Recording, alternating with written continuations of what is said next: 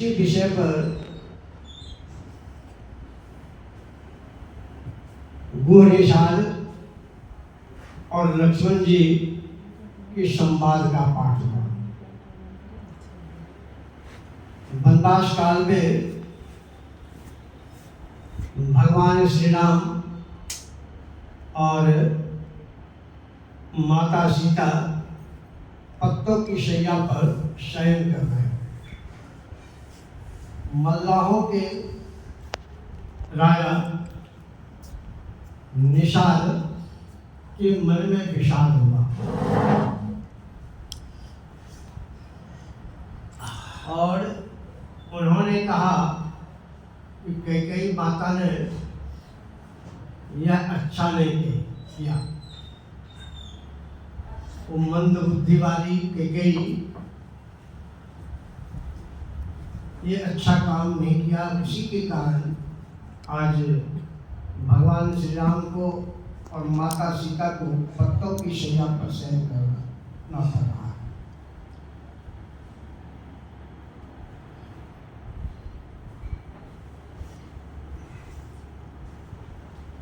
लक्ष्मण जी निषाद राज्य के इस भ्रम को, उसके अंदर के विषाद को दूर करने के लिए ज्ञान विराग और भक्ति रस से सनी हुई बातों को कहा। उन्होंने कहा, कौन को सुख करदाता निष्कृत कर्म भोग सुनता। ये भाई, कोई किसी को सुख दुख देने वाला नहीं है। सबको अपने ही कर्मों का फल भोगना पड़ता है। सब अपने अपने कर्मों को के अनुसार फल भोगते हैं। गोस्वामी तुलसीदास जी महाराज ने इस संदर्भ में अपने अनुभवगम वचनों का प्रयोग किया है। उन्होंने कहा, तुलसी यह तब खेत है, मनवच कर्म किसान, पाप पुण्य दो बीज है, भूए सो लुने दान। गोस्वामी तुलसीदास जी महाराज ने कहा कि यह शरीर एक खेत के समान है। जिस प्रकार किसी खेत के जोतने वाले किसान होते हैं,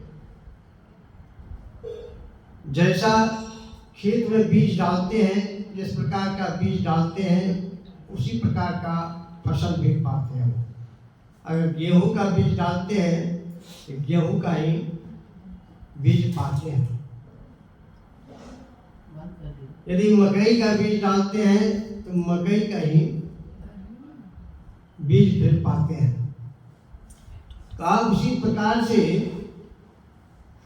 यह शरीर एक खेत है और इसके 3 किसान हैं।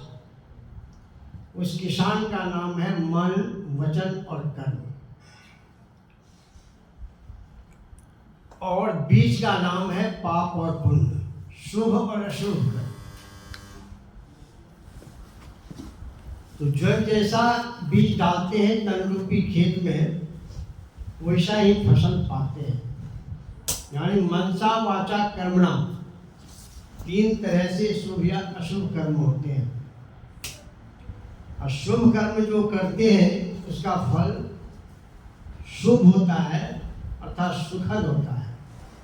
अशुभ कर्म जो करते हैं उसका फल अशुभ अर्थात दुखद होता है। वही कोई कहते हैं कि अगर हम शुभ कर्म भी करें और अशुभ कर्म भी करें, अगर 7 पुण्य कर्म हम किए और 5 पाप कर्म किए, तो 7 में से 5 घट जाएगा, 2 शुभ फल का फल मिलेगा। लेकिन संत मत बतलाता है, विधि के विधान में ऐसा नहीं है। 7 जो पुण्य कर्म किए हैं उसका फल अलग शुभ मिलेगा, और 5 जो पाप कर्म किए हैं उसका फल दुख मिलेगा।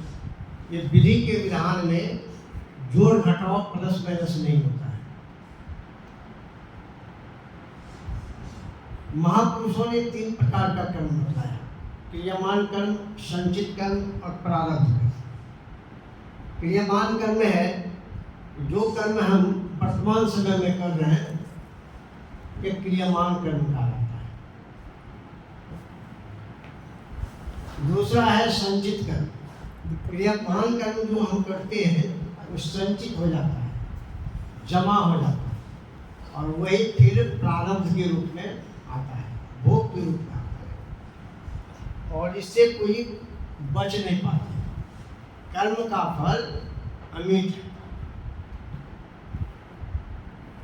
महापुरुष लोग उदाहरण देकर समझाते हैं।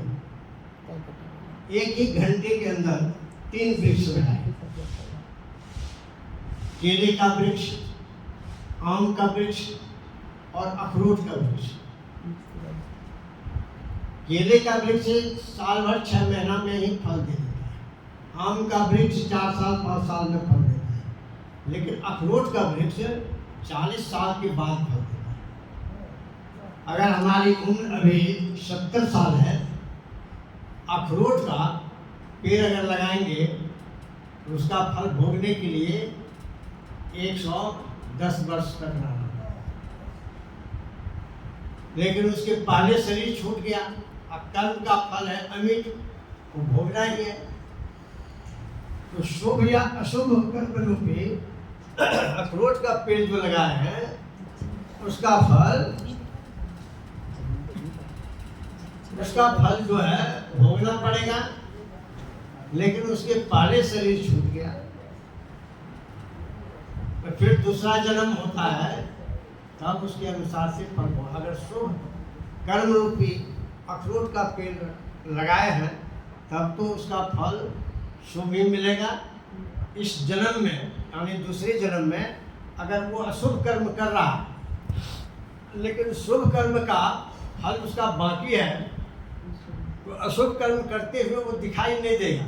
लगेगा कि इसका पाप इतना कर रहा है, लेकिन उसका फल मीठा ही दिखाई दे रहा है, मतलब उसका बाल बाका नहीं है। लेकिन इसका नंबर है कि शुभ कर्म जो किया है वो पूर्व जन्म में, उसका अभी भोग का नंबर है। अशुभ कर्म जो कर रहा है वो संचित हो रहा है। जिस दिन उसका फल भोग लेगा, ये अशुभ का कर्म का फल भोगने के लिए उसको तैयार रहना पड़ेगा। और यही कारण है कि संत महात्मा लोग, भक्त लोग भी दुखी देखे जाते हैं और पापी लोग कभी सुखी देखे जाते हैं। संत महात्मा लोग पहले जन्म का अगर कुछ अशुभ कर्म का फल है तो इस जन्म में उनको भोगना पड़ रहा है। अच्छे कर्म कर रहे हैं लेकिन फिर भी भोगना पड़ रहा है, तो लोगों को भ्रम होता है, लेकिन वो फल अमिट है, भोग के रूप में आना ही। और अत्याचारी अगर अत्याचार कर रहा है तो फिर भी बाल बाका नहीं होता है, लेकिन पहले जन्म में कुछ शुभ कर्म किया था, इसका नंबर जो आ रहा है। इसलिए ये जो है दोनों का, शुभ और अशुभ दोनों कर्म का फल भोगना पड़ता है, और यह कई गुना होकर के आता है। जैसे 1 मन गेहूं का बीज अगर डालते हैं खेत में, तो कई मन गेहूं का बीज पाते हैं। आम की एक गुठली लगाते हैं तो प्रत्येक साल बहुत आम फल पाते हैं, तो कई गुना हो करके उसको वो फल मिलता है, लेकिन मिलता ही नहीं। द्रौपदी इतना ही बोली थी, अंधा का पुत्र अंधा। दुर्योधन कटु शब्द का प्रयोग किया, और उसका परिणाम हुआ कि भरी सभा में उसको घसीट करके लाया, बड़ा दुख। लेकिन शुभ कर्म की थी कि भगवान शिशुपाल का जब वध कर रहे थे, सुदर्शन चक्र जब छोड़े, कहा गया था कि 100 गाली तक तो बर्दाश्त माफ है, लेकिन 180 जहाँ एक भी बढ़ेगा उसमें सजा मिलेगी। लेकिन वो दुष्ट था, और दुष्ट को समझ में नहीं आता है, और भगवान की संत और भगवंत की पहचान भी उसके अंदर में नहीं होता है। भगवान कह रहे हैं लेकिन वो समझ नहीं पा रहे, और अपशब्द बोलते जा रहा है। 100 जब पार कर गया, भगवान श्री कृष्ण सुदर्शन चक्र का आह्वान किए और बस छोड़े, उसका गर्दन धड़ से अलग हो गया। और श्री सद्गुरु महाराज की जय।